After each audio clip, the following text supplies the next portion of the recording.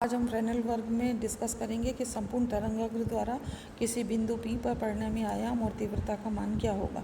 माना बिंदु P पर प्रथम, द्वितीय, तृतीय तथा n क्रम के अर्धकालिक मंडल जो हाफ पीरियड जोन्स हैं, उनके द्वारा द्वितीयक तरंगिकाओं के परिणामी आयाम कितने हैं, R1, R2, R3 and so on हैं। और ये जो आयाम है वो किंचित घटते हुए क्रम में होते हैं। चूँकि मंडलों की रचना इस तरह से की है हमने हाफ पीरियड जोन्स की कि एक से दूसरे जोन में λ/2 का पथांतर है, तो R1, R2, R3 एकांतर रूप से पॉजिटिव और नेगेटिव होंगे। संपूर्ण तरंगाग्र के कारण आयाम लिखें हम तो R = R1 - R2 + R3 ± Rn हो जाएगा।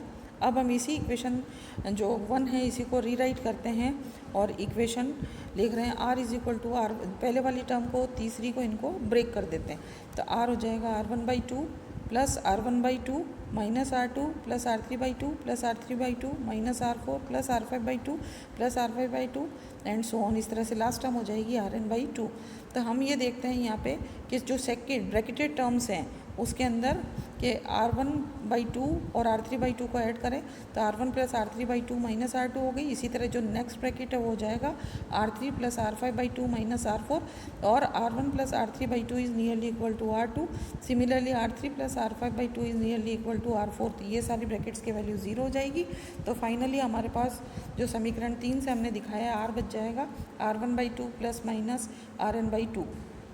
अब हम ये कह रहे हैं कि हमारा अगर तरंगाग्र काफ़ी बड़ा है तो उसके अंदर जो तिर्यकता है उसके कारण Rn का मान बहुत छोटा होगा, इसलिए Rn को भी हम नेग्लेक्ट कर सकते हैं। तो R हो गया हमारे पास R1/2 के बराबर। ये तो एम्पलीट्यूड का मान हो गया। और अगर हमने इसमें तीव्रता का मान निकालें तो I = R1²/4। तो इस प्रकार हम ये कह सकते हैं कि अगर संपूर्ण तरंगाग्र भी खुला है तो भी हमारा बिंदु जो P है इस पे तीव्रता प्रथम अर्धकालिक मंडल के द्वारा उत्पन्न तीव्रता की एकमात्र चौथाई ही रह जाती है।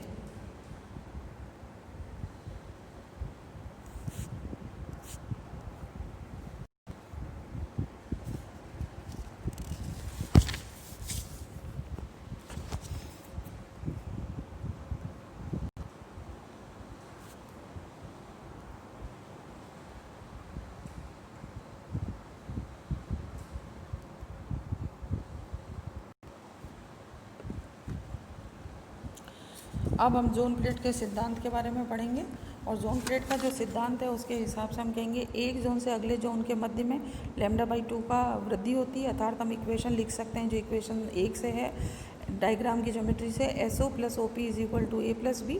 सिमिलरली SM1 + M1B की वैल्यू लिखें क्योंकि हमें पता है एक से दूसरे जोन के बीच में λ/2 का पथांतर है, तो इक्वेशन हो जाएगी A + B + λ/2। Similarly SM2 + M2P A + B + 2 λ/2। और अगर इसी तरह nth के लिए लिखेंगे तो SMN + MNP = A + B + n λ/2 के बराबर होगी, जो कि समीकरण 1, 2, 3 से दिखाई गई हैं। अब डायग्राम की ज्योमेट्री से हम कह रहे हैं कि SM1 = SO² + OM1² ½ और इनकी वैल्यूज़ रखें। तो SO तो डिस्टेंस है सोर्स और जोन प्लेट के बीच का A, तो ये हो गया A² + OM1 क्या है, OM1 है हमारी फर्स्ट हाफ पीरियड जोन की रेडियस, तो वो लिख दी हमने R1² ½ इस इक्वेशन को जब सॉल्व किया A कॉमन लिया तो 1 + R1² A² और SM1 की वैल्यू आ गई A + 1/2 R1²/A² because this A is very very greater than R1। तो ये टर्म बहुत छोटी होगी इसलिए हम इसको इसके लगभग बराबर लिख सकते हैं। इसी तरह से हमने दूसरी टर्म निकाली M1P निकाली तो A की जगह क्या हो जाएगा हमारे पास दूसरा जो जोन प्लेट और पर्दे के बीच की दूरी है वहाँ पे B आ जाएगा, बाकी सारी टर्म्स एक सी रही। तो M1P हो जाएगा सिमिलरली B 1 + R1²/2 B² के बराबर। समीकरण 4 और 5 से मान समीकरण 2 में रखने पर A 1 + R1²/2 A² + B 1 + R1²/2 B² = A + B + λ/2। समीकरण 2 में हमने ये मान रख दिया। जब इस इक्वेशन को सॉल्व किया तो R1² कॉमन हो गया, 1/A + 1/B = λ। इसी इक्वेशन को रीराइट किया तो इक्वेशन आ गई हमारे पास 1/A + 1/B = λ/R1²। अगर ये हमने फर्स्ट के लिए लिखा था इक्वेशन जो हमने इसमें सेलेक्ट की थी वो ली थी इक्वेशन 2। अगर ये nth क्रम के जोन के लिए हम लिखें तो ये r की जो वैल्यू है उसकी जगह आर एन स्क्वायर हो जाएगा। तो इक्वेशन हो जाएगी 1/a + 1/b is equal to n lambda upon R N square के बराबर, जिसको कि समीकरण 8 से दर्शाया गया है। इसी तरह हमने एक लेंस का समीकरण भी पढ़ा था पहले, जो होती है 1/u + 1/v is equal to 1/f।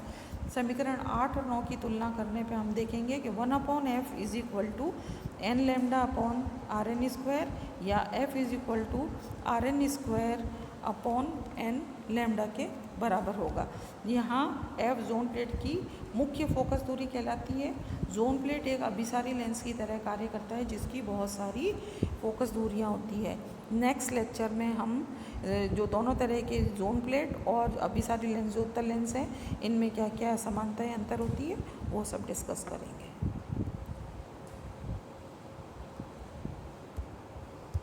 इस प्लेट को धन जोन पट्टिका कहते हैं और इसके विपरीत यदि सम जोन पट्टी पारदर्शी तथा विषम जोन अपारदर्शी हो तो उसको हम ऋण जोन प्लेट कहते हैं।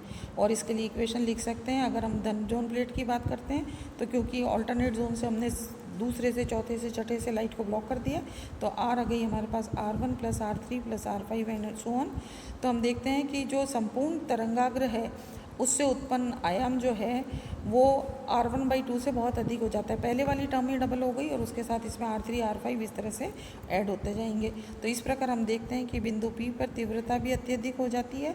इसी प्रकार हम ऋण जोन प्लेट से भी वैल्यूज़ कैलकुलेट कर सकते हैं। ऋण जोन प्लेट में R की वैल्यू हो जाएगी R2 + R4 + R6 and so on. अब हम देखेंगे जोन प्लेट का